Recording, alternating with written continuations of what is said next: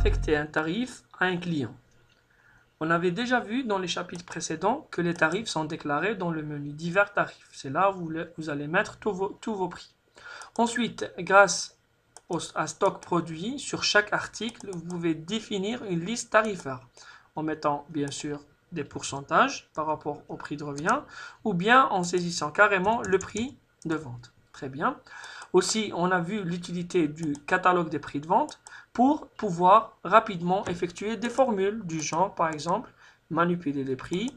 Je veux que le prix, par exemple, public égale le tarif revendeur plus une marge de 20%. Donc ça, c'est les points que je donne à mon revendeur. Donc, OK, les 14 produits vont être actualisés de manière rapide. On a aussi vu qu'on pouvait éditer ces prix sur Excel. L'essentiel, une fois les prix fixés, le problème est comment affecter ou créer une relation entre nos clients et les tarifs. Le principe est simple. Par défaut, nos clients sont classés en famille. Donc, par exemple, dans ce cas, on a les revendeurs, les sociétés et ainsi de suite. Les sociétés, c'est une famille. Donc, si vous remarquez que si on va sur divers, famille, famille client ou fournisseur par exemple, famille client, les sociétés, on leur applique le tarif public. Donc là, ça a été choisi au moment de la création c'est-à-dire de la famille.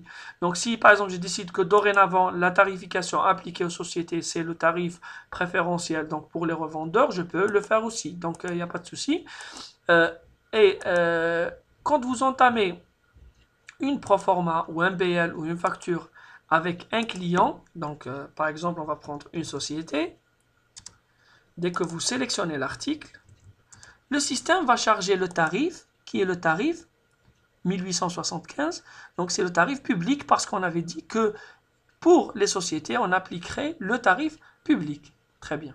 Mais rien ne vous empêche, si vous avez le droit d'accès bien sûr, de basculer vers un tarif spécial pour cet article. Donc le système bien sûr se base sur la tarification de la famille et ensuite vous pouvez opérer à des modifications si vous avez le droit.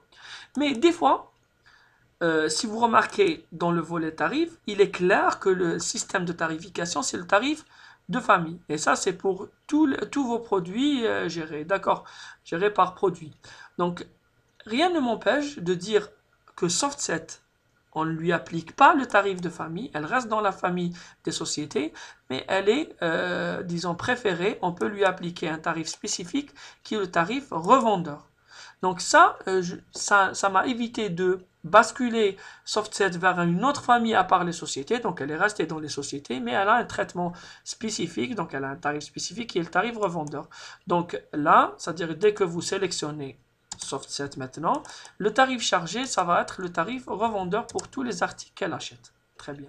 Donc aussi, il y a d'autres systèmes de tarification. Si on revient vers la fiche client, c'est qu'on peut dire au système que pour ce client, je veux qu'il achète au prix de revient. C'est-à-dire qu'il enlèvera la marchandise à son prix de revient. Le prix moyen pondéré. Ou bien de prendre une majoration minime de 10% par exemple par rapport au prix de revient. Comme ça, il n'est pas soumis à une liste tarifaire fixe.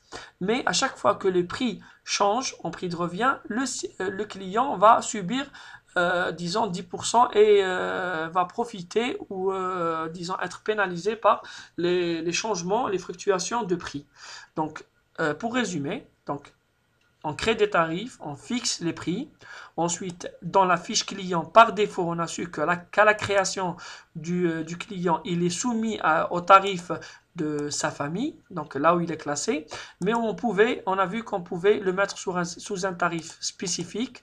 On a vu aussi qu'on pouvait travailler avec lui avec le PMP ou bien avec, disons, une majoration par rapport au PMP. Et bien sûr, rien ne m'empêche de rééditer des prix, de mettre un pourcentage par rapport au prix de revient, ou bien carrément d'appliquer le tarif de mon choix, par exemple le tarif spécial ou le tarif... donc ça, c'est des manipulations qu'on fait directement et volontairement sur la pièce au moment de son édition.